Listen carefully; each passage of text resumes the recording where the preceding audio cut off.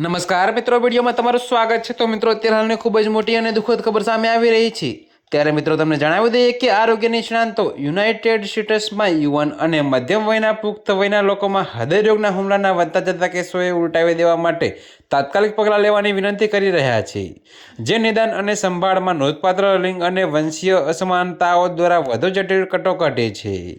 જે હા મિત્રો, તો અત્યારે હાલની આ ખૂબ જ મોટી અને દુઃખદ ખબર સામે મળી રહી છે।